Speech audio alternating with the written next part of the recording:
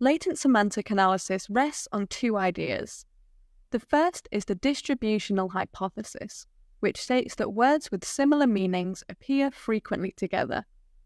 The second idea is singular value decomposition, which we'll abbreviate to SVD. SVD recreates text documents into different vectors. Each vector expresses a different way of looking at meaning in the text.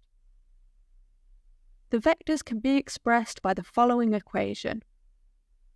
M is our document term matrix, where our rows are each individual document and our columns are our terms.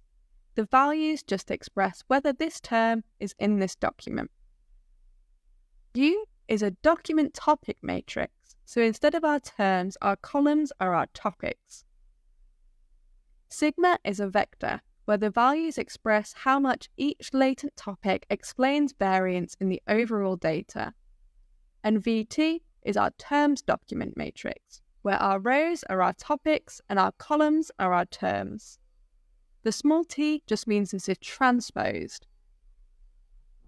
SVD is a method of dimensionality reduction.